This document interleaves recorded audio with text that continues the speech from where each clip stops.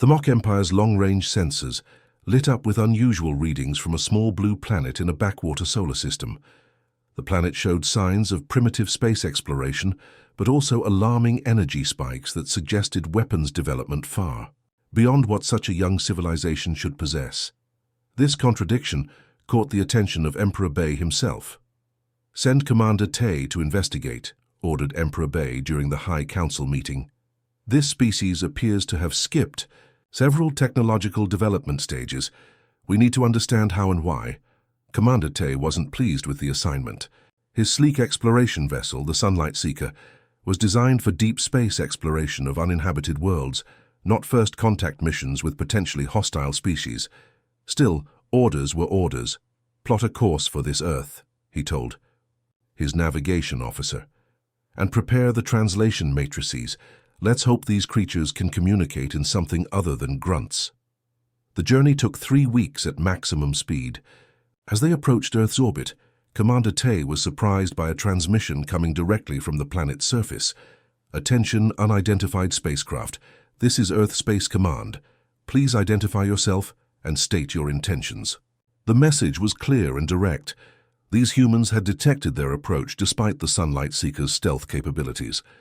Commander Tay raised an eyebrow. Perhaps these humans were more advanced than initial scans suggested. After identifying themselves as peaceful explorers from the Mock Empire, they were invited to land at a designated diplomatic facility in a place called Geneva. Commander Tay brought a small delegation, including his trusted military advisor Du, who insisted on coming despite Commander Tay's objections. Their shuttle landed on a simple but well-maintained landing pad.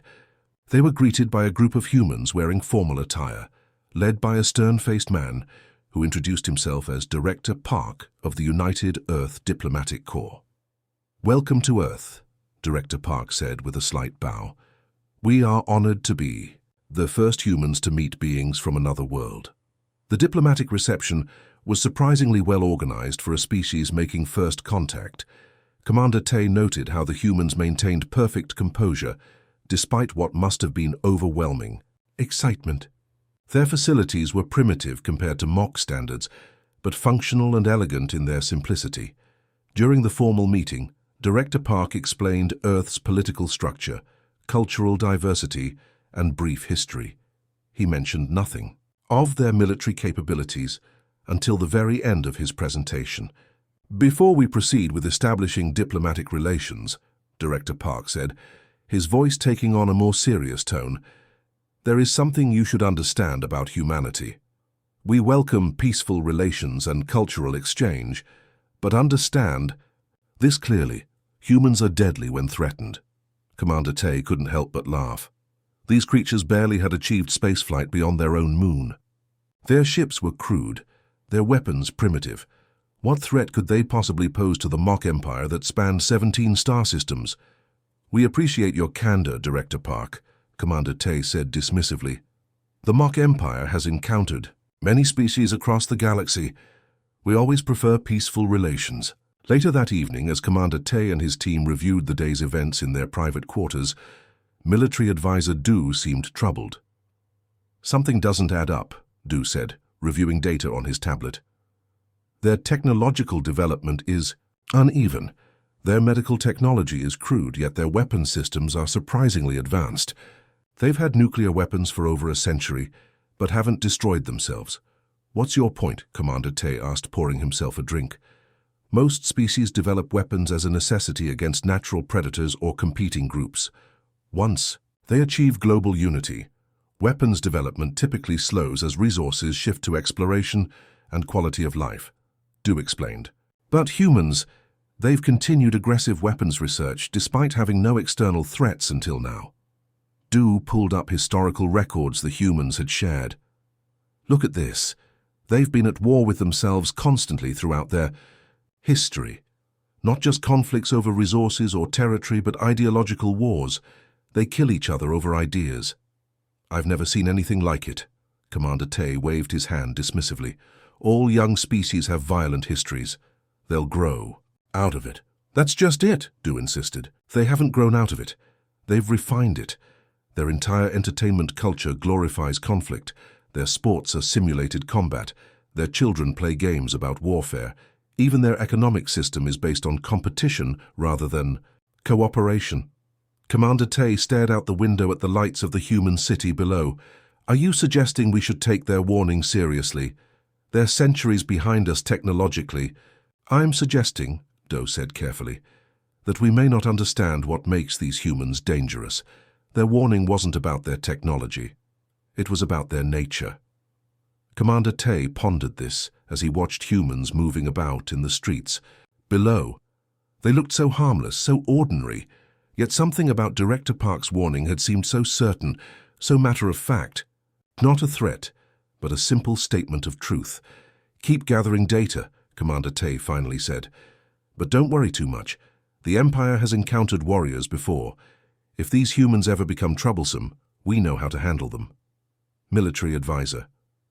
Doe nodded, but didn't seem convinced.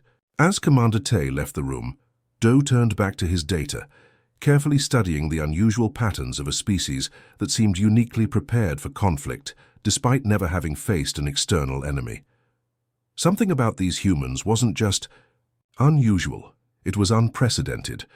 6 months passed since the Mock Empire made contact with Earth. Relations had been cordial but distant. The humans shared cultural information freely, but were cautious about technology exchanges. This frustrated many in the Mock Empire, particularly the powerful mining corporations that had hoped to gain access to Earth's abundant resources. Executive Han of the Celestial Extraction Corporation grew especially impatient. His quarterly profits were down, and the corporation's board was pressuring him for results. During a private meeting with his operations team, he spread a holographic map of Earth across the conference table. The humans are being unreasonable, Executive Han said. Zooming in on Antarctica, look at this continent. Virtually uninhabited, rich with rare minerals and completely unprotected. They're not even using it. Sir, the diplomatic corps has explicitly forbidden resource extraction without formal treaties, his legal advisor reminded him. Executive Han waved his hand dismissively. Treaties take years. The Empire expanded to 17 systems through bold action, not endless talking. We'll establish operations quickly and quietly. By the time the bureaucrats finish complaining, we'll have extracted enough resources to make it worthwhile. 2 weeks later, a fleet of mock mining vessels entered Earth's atmosphere under cover of a magnetic storm. They landed on the eastern edge of Antarctica and immediately began setting up extraction equipment. The massive drills cut through ice and rock with ease, reaching deposits of rare elements that the mock ship's sensors had detected from orbit. The operation remained undetected for precisely 3 hours and 17 minutes. Then the calls started coming in. First from the Earth Space Command, then from the Diplomatic Corps, and finally from Representative Kim of the Earth Council herself. Executive Han, Representative Kim's voice was calm but firm on the communication screen. Your mining operation in Antarctica violates multiple agreements between our worlds. We must ask you to cease all activities immediately and withdraw your personnel. Executive Han put on his most charming smile. Representative Kim, there must be some misunderstanding. We're conducting a simple geological survey, purely scientific. The drilling equipment and ore processors you've deployed suggest otherwise, Kim replied, without a hint of emotion. We've scanned your vessels. We know exactly what you're doing. Executive Han's smile vanished. The human's scanning technology was more advanced than he'd been led to believe. This continent is uninhabited. We're causing no harm. Antarctica is protected by international treaty. No mining is permitted there by any entity, human or otherwise, Kim explained. You have 12 hours to withdraw completely.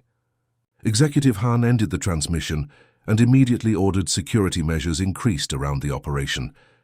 Double the guards, deploy perimeter sensors. The humans are making threats they can't back up. For the next 12 hours, the mining continued without interruption. Executive Han began to relax. Perhaps the humans were all talk after all. As the deadline approached, he gathered his command staff in the fleet's main vessel to celebrate their successful defiance. That's when the lights went out. The backup systems kicked in almost immediately. But something was wrong. Consoles flashed with error messages. Security systems reported breaches in multiple sections simultaneously. "What's happening?" Executive Han demanded. Before anyone could answer, the doors to the command center slid open. 5 figures entered, wearing dark combat suits, unlike any mock military uniform. Their faces were covered by masks with glowing eyepieces. Each carried strange-looking weapons that hummed with energy. The leader stepped forward, removing his mask to reveal a human face. "I'm Captain Lee of Earth Special Forces. Your ship is now under our control." Executive Han sputtered in disbelief. "How did you— This is impossible. Our security—" "Your security was designed to stop mock intruders," Captain Lee said matter-of-factly. "We're not mock." One of the human soldiers handed Captain Lee a tablet. He glanced at it and nodded. "All critical systems neutralized, engines disabled, communications blocked, 3 senior officers in custody." Executive Han found his voice again. "This is an act of war. The Empire will—" "The Empire will do nothing," Captain Lee interrupted, "because this never happened." He nodded to one of his team, who placed a small device on the main console. It projected a holographic message that hovered in the air. This was restraint, not weakness. "What does that mean?" Executive Han asked, his voice barely a whisper. "It means we could have destroyed your entire fleet," Captain Lee explained. "Instead, we're giving you a chance to leave peacefully." He checked his watch. "Your systems will reboot in exactly 1 hour. When they do, you'll have just enough power to return to mock space. I suggest you use it." Before Executive Han could respond, the humans replaced their masks. Captain Lee gave one final nod, and then they simply vanished.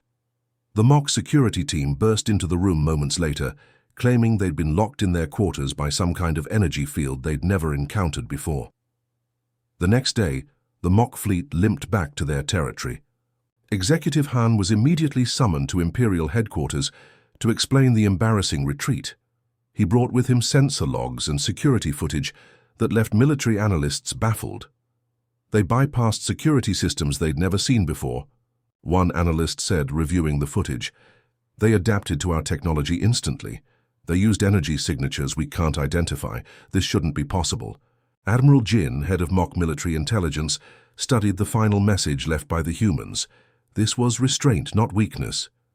"What does it mean?" someone asked. Admiral Jin's expression darkened. "It means we've badly underestimated these humans, and I fear Executive Han's foolishness may have awakened something we don't understand." In his private quarters that night, Admiral Jin reviewed Commander Tay's initial contact report again, focusing on the warning that had been dismissed so easily. Humans are deadly when threatened. Perhaps, he thought, they should have taken that warning more seriously. The Imperial Palace buzzed with angry voices as the mock High Command gathered for an emergency meeting. The Antarctica incident had spread throughout the Empire, despite efforts to contain the information. Mock citizens were outraged, not by Executive Han's unauthorized mining operation, but by the humiliating ease with which humans had infiltrated one of their vessels. Admiral Sung slammed his fist on the glossy black table.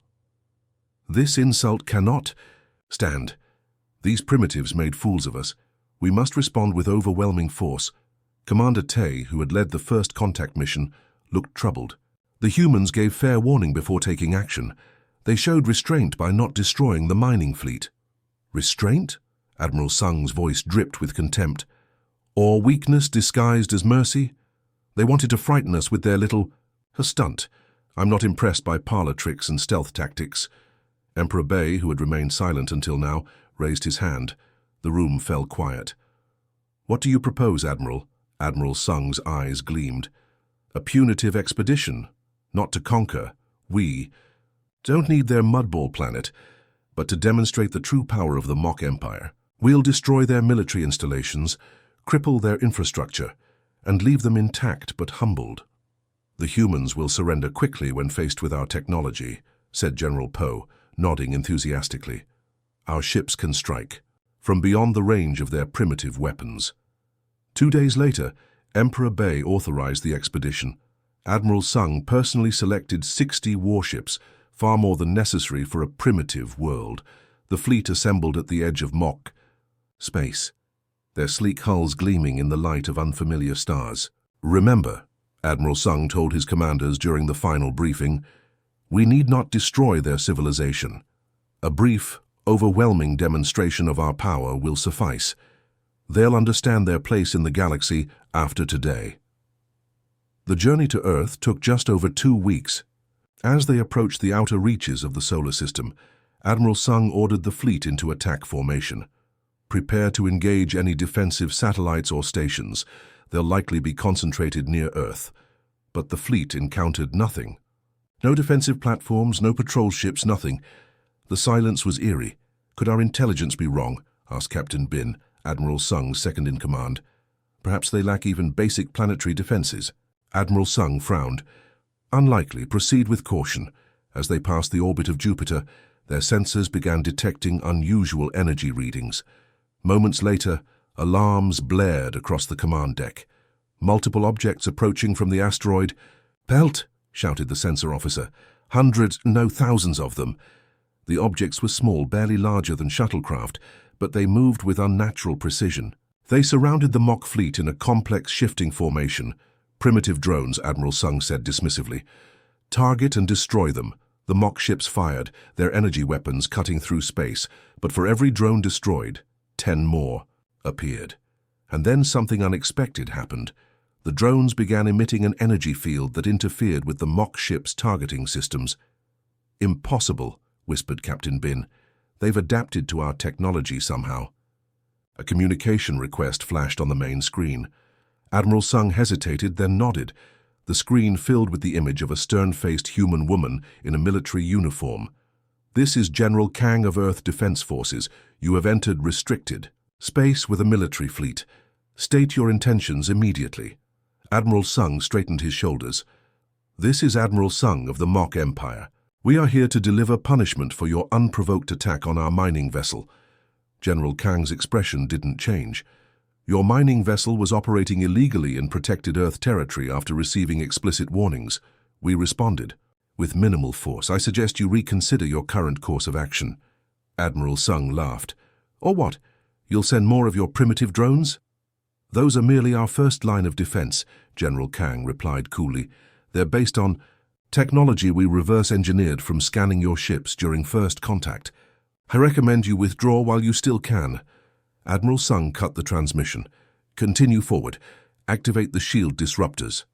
As the fleet pushed deeper into the solar system, they encountered layer after layer of defenses, weapons platforms, hidden in the moons of Saturn.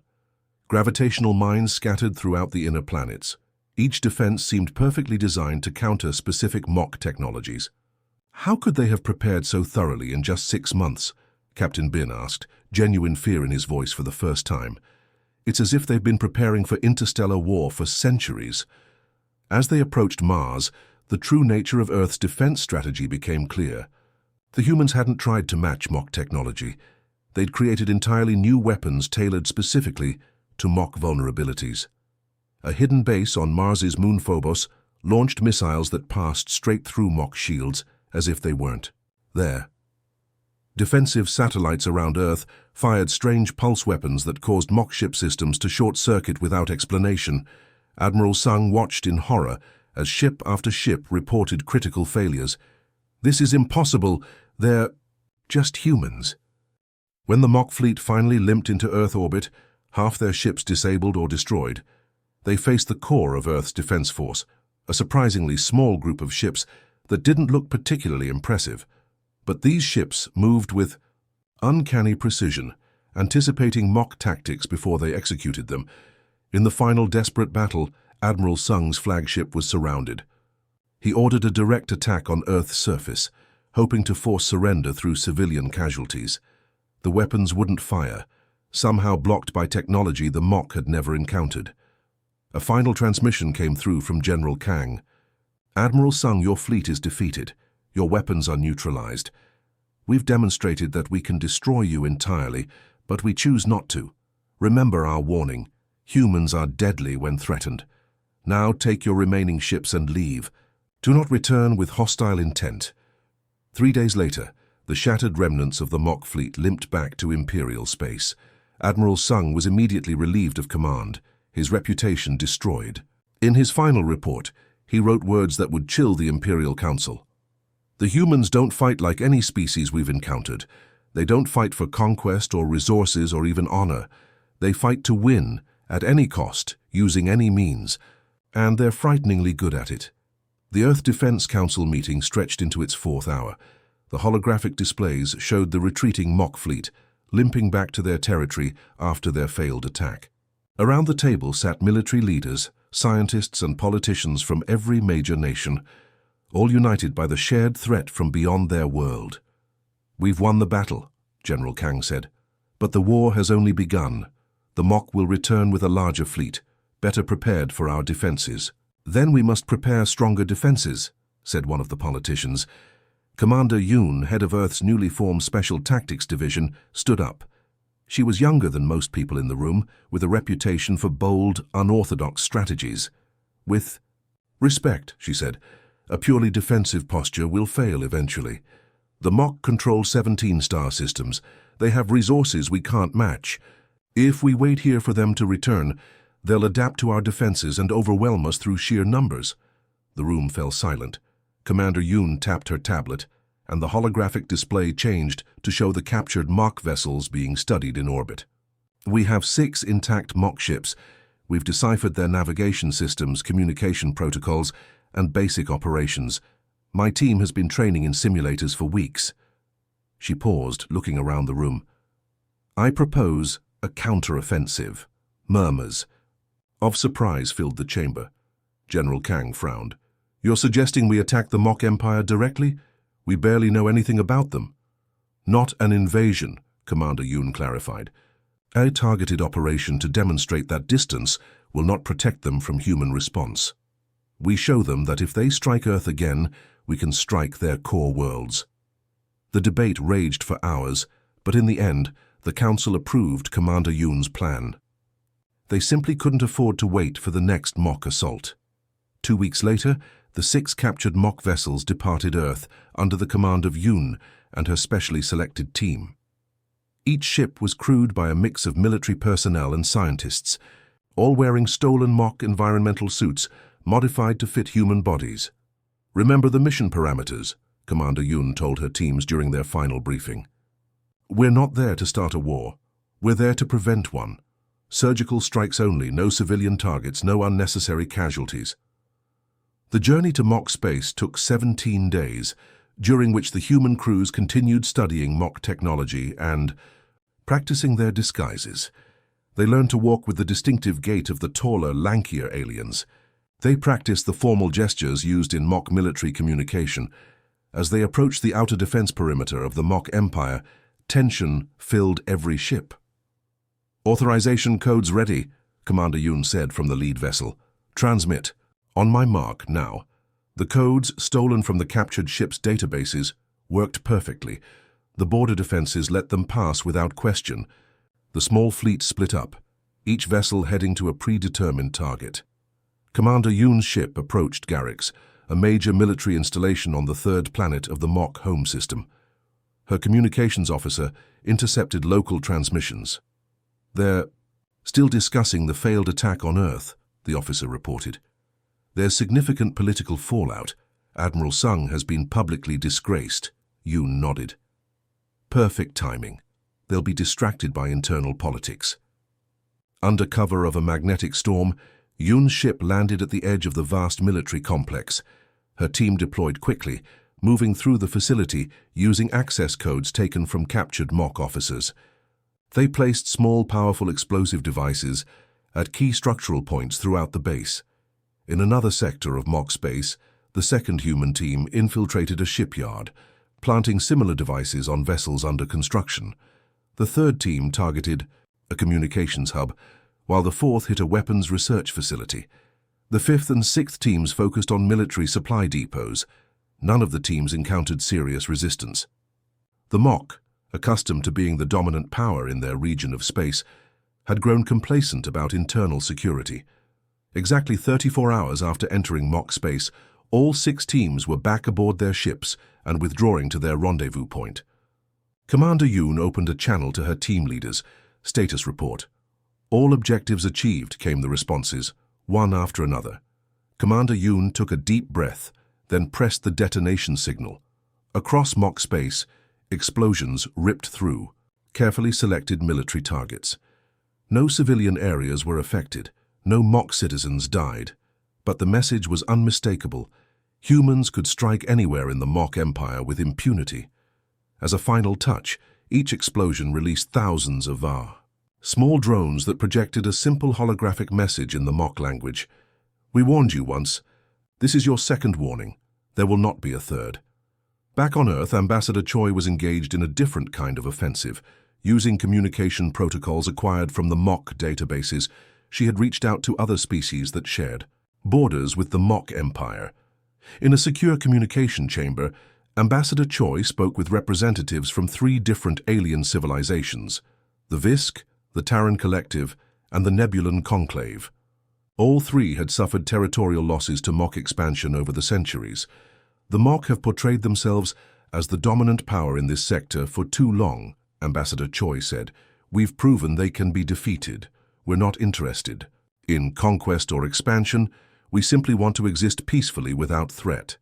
The alien representatives were cautious, but intrigued.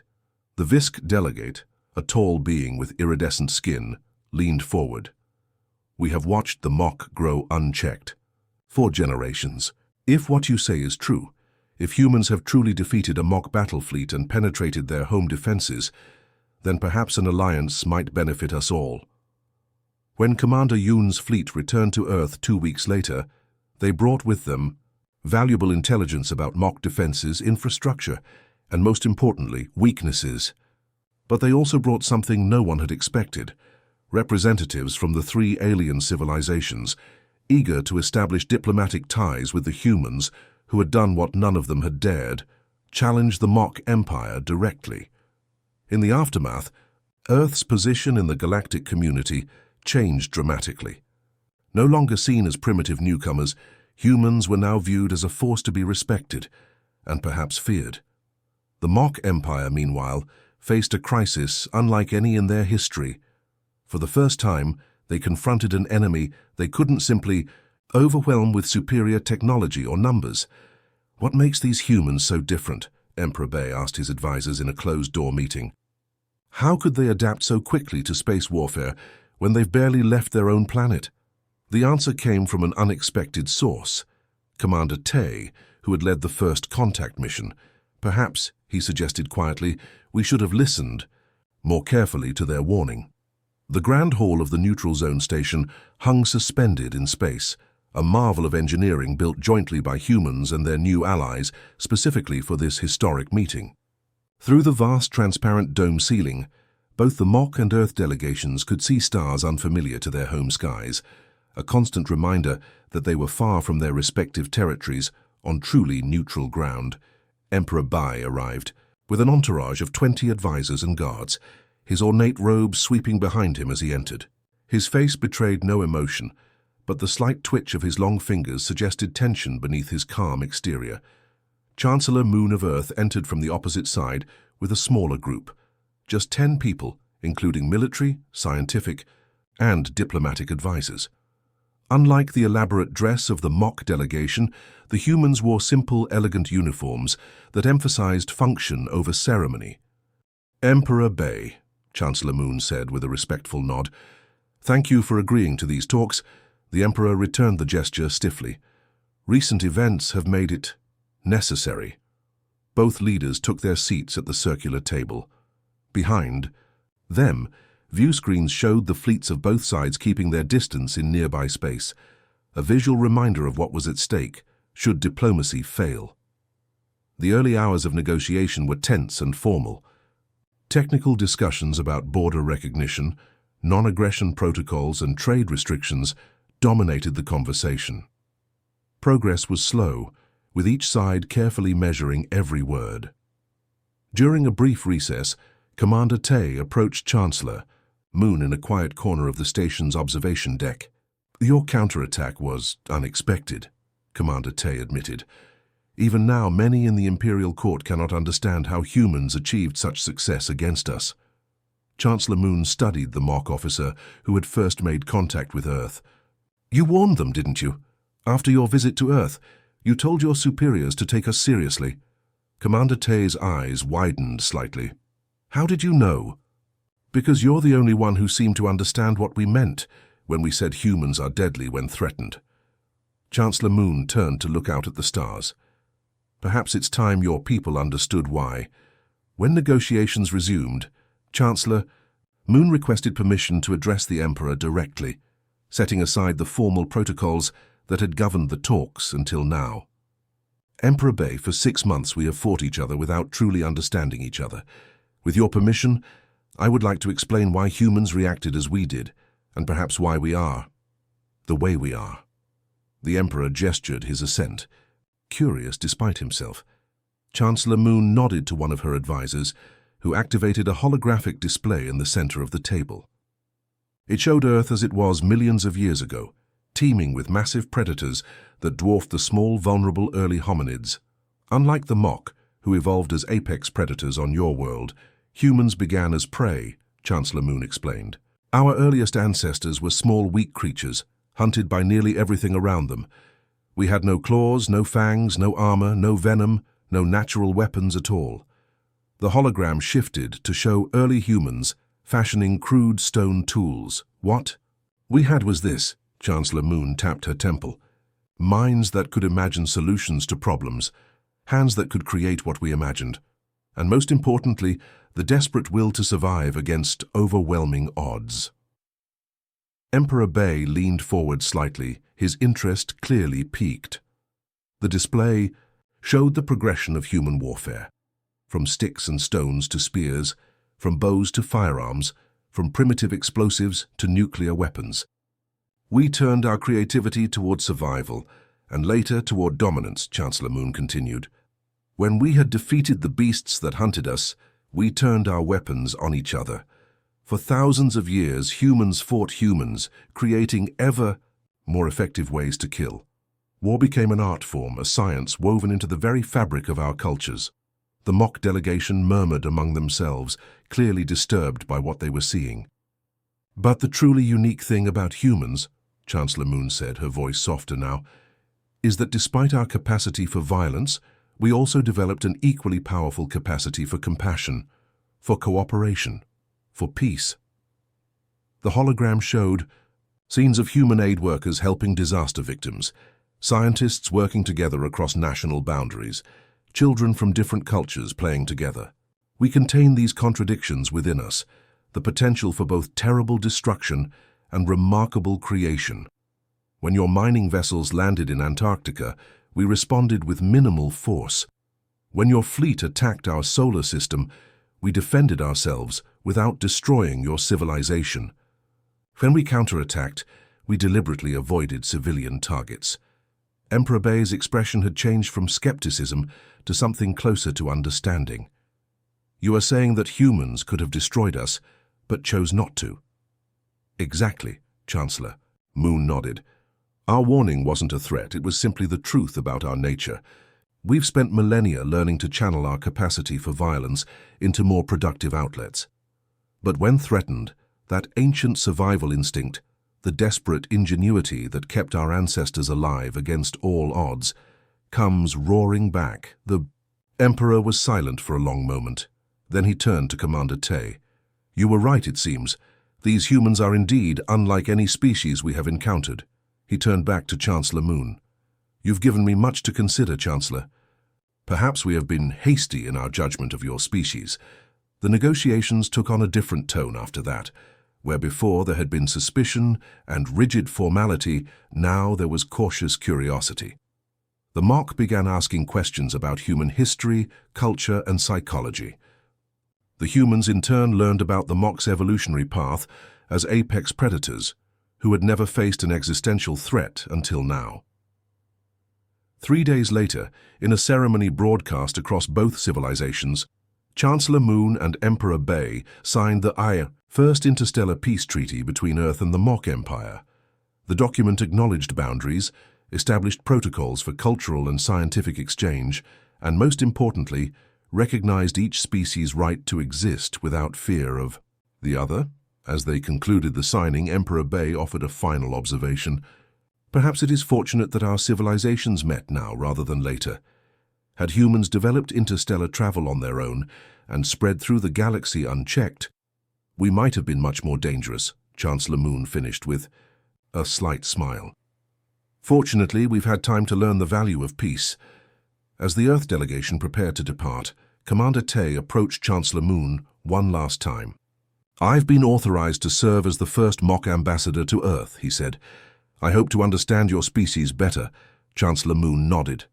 "Understanding is the beginning of respect, and respect is the foundation of peace." As the human ships departed the neutral station, General Kang stood beside Chancellor Moon on the bridge of the flagship. "Do you think it will last?" the general asked quietly. "This peace?" Chancellor Moon watched the stars stretching before them. "It will if we work at it. The Mock have finally understood our warning, and perhaps in understanding it, they've learned something important, that sometimes the most dangerous species can also be the most determined to find a better way."